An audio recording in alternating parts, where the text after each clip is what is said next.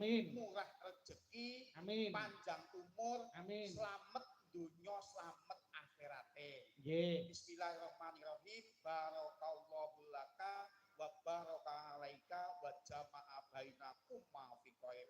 Amin. Jawane kecandak, arape yo digarap. Nggih. Ayo Mas Bagong arep ngucapke apa? Mugi-mugi Mas Fajar kali Mbak Nopi aja pegatan. Lah kok mung kuwi? Kok singkat mentok iki? Bismika Allahumma ahya wa bismika ahmud. Kok sik to? Kuwi dongane wong mapan turu lho. Lah manten ora turu metenge kapan? Ya. Nek Iya. dongaku ki mau lah artine muga-muga Gusti Allah memberkahi temanten sakloron lan muga-muga berkahi Gusti Allah ndadekke temanten sakloron nyawiji ana ing Dadi jodone. Padha wae Mbak Mas Fajar karo Mbak Nopi turune gen angler arep piye-piye ya gen kepenak gendang dianak. Oh ngono ya mergo sing diantu-antu ya putra sing bakal nyambung sejarah. Saya nek ora turu arep turun dalan. Ya ora to. Wis terus dalan iki lho. Dalu niki para pamirsa Ander sing kepareng mirsani Mas Petruk Mas Bagong. Nggih. Dasare Jawa Timur iku maindit ten wayang. Saestu. Pak Menteri Budaya saestu wonten mriki menika. Nggih. Senajan to swasana gemis tetep jenjem ayem para pamirsa niku. Amin, amin. Sing tak gumune iki penonton sing ngarep iki. Piye? Kloso nggawa dhewe. Heeh. Meja kursi nggawa dhewe. Ora meja kursi iki nggone sing nyepaki panitia kok. Lah wong mawe aku teko kene blas renek meja kursi. Urung ditata ya, Nyuk.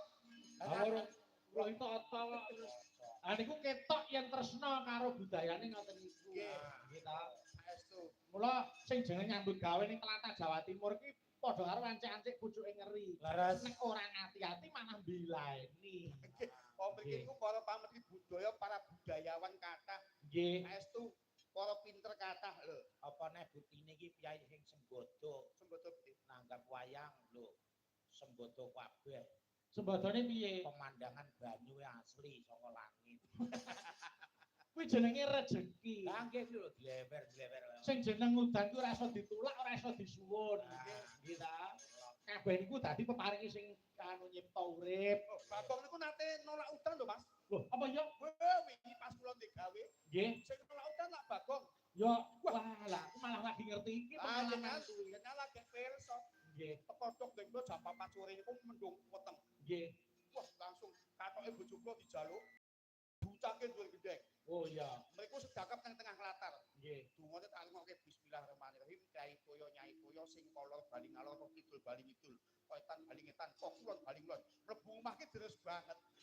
Dan kula tekoke jare sing kon dhuwur kali rung dijawab. Ora kuwi masalahe. Lah masalahe Lah apa? bojomu katakan taun-taun ning gendeng angel mencopotane.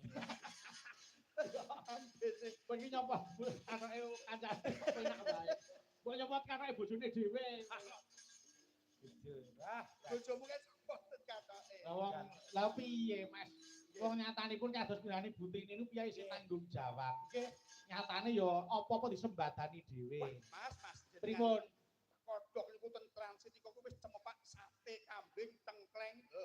Lah niku dadi unen-unen. Seniman ki nek mulya ya kaya raja, ning nek sengsara sak ngisore kere. Niki wae delem pasti bomul ya. Mulya tenan. Wah, jenengan pizza Bagong sing mangan. Pripun? mangan piye aku mubeng golek ikan lenge kare duduh tok. Lah lemu teko kewengen Kamu wis kewengen.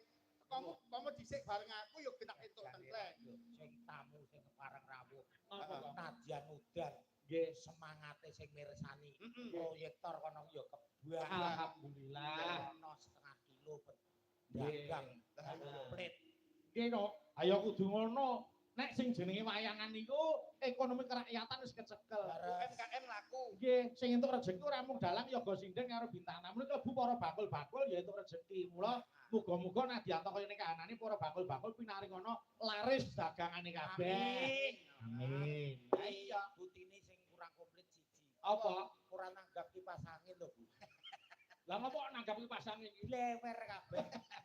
Ngono ki gawa dhewe. Lah, Nggih. ya. Nggih, mulai iki ujube lek-lekan Mas, Ya. tirakatan. Iki ngaturke lakon sing jumbuh kalian kawontenan. Nggih. Nggih. Aku tak nyuwun tulung luwih dhisik, kula nyuwun lagu yang bernapaskan agama Islam, kula nyuwun pepeling. Pepeling dipun bawani langkung rumiyin.